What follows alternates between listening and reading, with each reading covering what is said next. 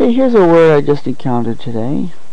Anthroposophism, which you would think it comes from the Greek, meaning something like wise humanity or human wisdom or something. And I'm looking it up on Wikipedia. Apparently it was founded by an Austrian named Rudolf Steiner, who lived from 1861 to 1945.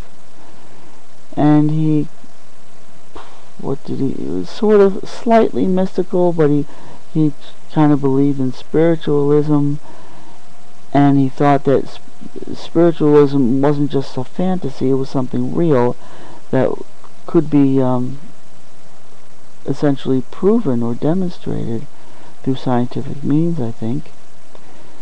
Eventually, there was a, let's see, he got involved with the Theosophical Society, and then apparently they split off in 1912, so like exactly 100 years ago. Oh, look at this, is interesting. Here we go.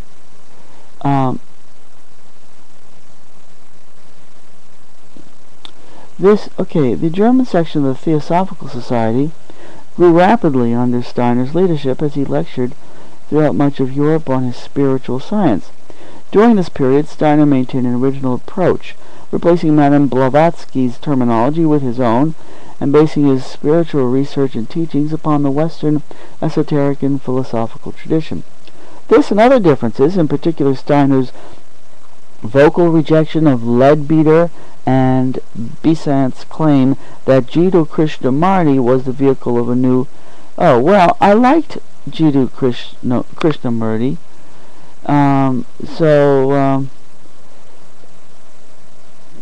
So he split off from the Theosophists when they claimed that Jiddu Krishnamurti was some kind of new Messiah person.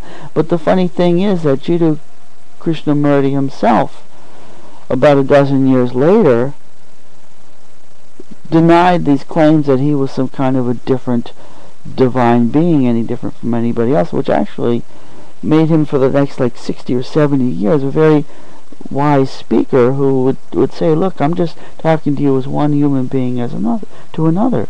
Just try to use your mind and think about things.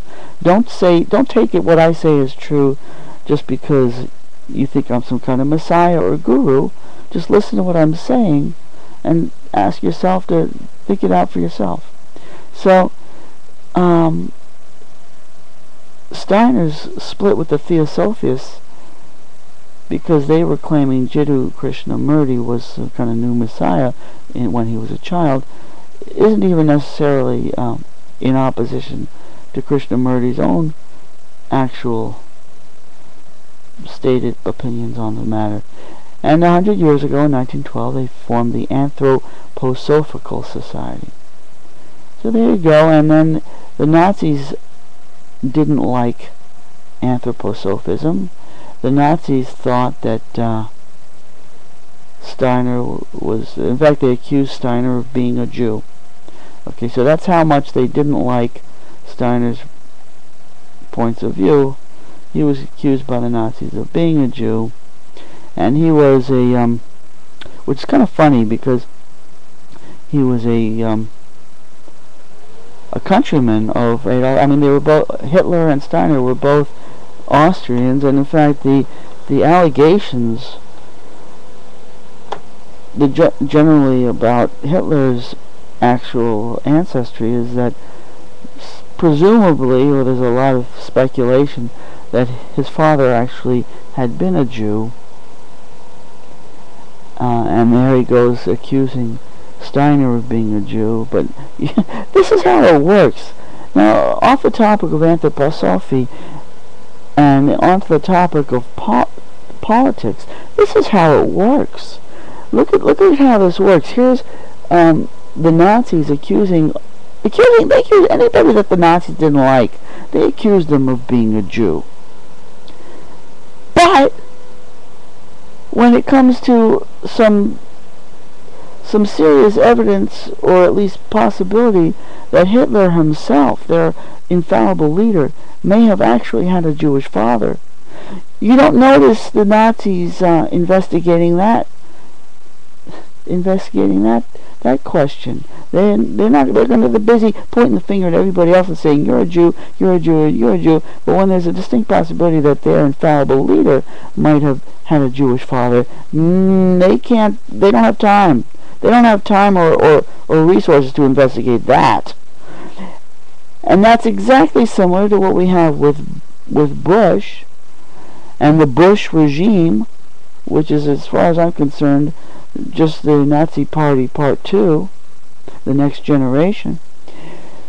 The Bush regime is so busy pointing the finger at everybody else and saying, you're a terrorist, we have to kill you because you're a terrorist, and look at them, you're involved in terrorism. But the questions about Bush's own, very likely, in fact, almost blatantly obvious participation and basic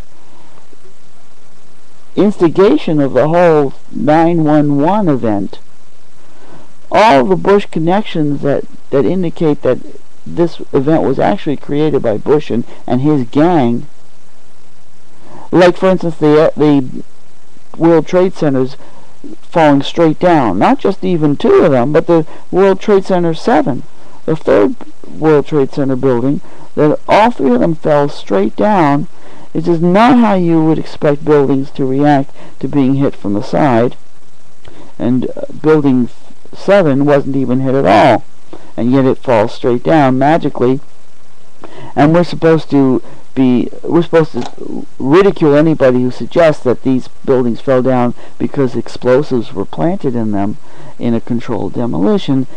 This sort of thing we don't have time to investigate. We don't have time or resources to investigate the very likely involvement of Bush as being the basic terrorist who's responsible for all this. But Bush can go around calling everybody else a terrorist, and we accept that as being self-evident. But when it comes to looking at the likely involvement of Bush himself, we don't have time. We don't have resources. We can't be bothered. And when there's the same thing when the Nazis will go around accusing everybody else of being a Jew. Everybody, lots of people like Steiner who probably were not at all Jewish. But when it comes to some fairly convincing evidence that Hitler's own father may have been a Jew, they don't have time or resources, or that's just a distraction. We're not going to get into that. Anthroposophy, there you go. A very brief and biased introduction to this based on articles on Wikipedia.